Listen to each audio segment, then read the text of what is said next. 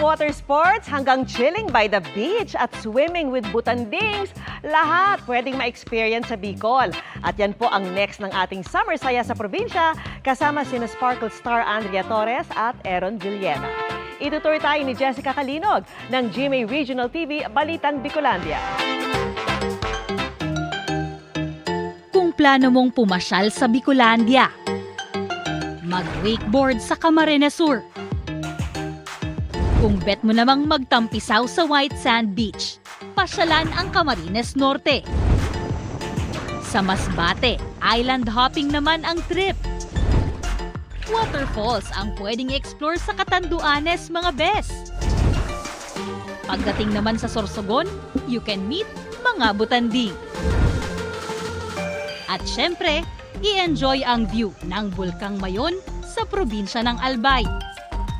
Albay has so much to offer at para mas ma-enjoy yan, Oragon tip number 1, kain muna bago pasyal. Espesyal ang ating makakasama sa food tasting, ang ating Sparkle artists na sina Andrea Torres and Aaron Villena. Kilala nga ang Bicol sa mga may gata at may sipa, kaya hindi mawawala sa must-try ang Bicol Express. Ito ang gusto ko, sili.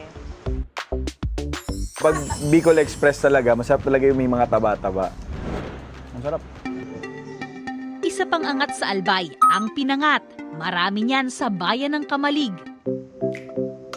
Lingid sa kaalaman ng nakararami, hindi lang ang kilalang pili nut ang pwedeng kainin, kundi maging ang pulp nito. Sa Tabaco City, may 3 ektaryang plantasyon ng pili ang Department of Agriculture Albay Research and Development Center. Ito naman, po pwede niyo siyang i-try with patis o kaya kung gusto niyo ng matamis, asukal naman. Gitna ng avocado at kamote. For dessert, try puto ligaw, rice puto na may palaman na makapuno. And yes, hanggang sa dessert, dapat may sipa. We all scream for silly ice cream. Maanghang. Pero masarap siya. Yung una mong ganun, parang creamy. Tapos parang mainit. Delayed yung anghang. Sa pagkain pa lang, siksik na sa adventure, di ba?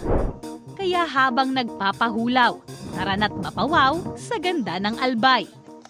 What's up mga kapuso? Andito tayo ngayon sa tinatawag na smallest chapel in the Philippines.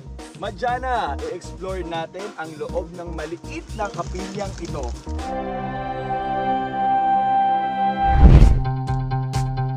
Paglabas sa kapilya, Alamilan, Italy naman ang eksena. Isa pang atraksyon sa lugar, ang bird feeding, na swak din for picture taking. Kumusta ang experience sa Bicol?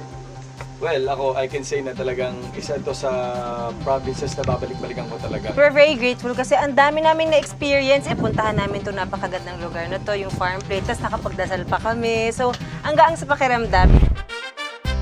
Oragon tip number 3, huwag palalampasin ang iba pang outdoor activities na background ang Mayon. Kung ikaw ay adventure junkie, let's use that energy para itry itong 400-meter zipline na ito dito sa Cagsawa. But if you want a chill ride pero gusto pa rin i-conquer ang heights, let's try this 500-meter hamster wheel in the sky. Pwede ring mag-cool down a bit and ride the aqua bike sa Sumlang Lake sa bayan naman ng Kamalig. Oh, napagod na ba kayo mga kapuso? Samahan niyo pa ako sa ating last stop, ang plantasyon ng mga kawayan dito sa Ligao City, ang Bamboo Situ. Dito makikita naman ang hanging bridge at chapel na ang loob pawang gawa sa kawayan. Perfect din ito for picture taking. Kaya tara na dito sa tahanan ng mga Oragon, ang Bicol Region. Jessica Kalinog po para sa 24 Oras Summer Saya sa probinsya.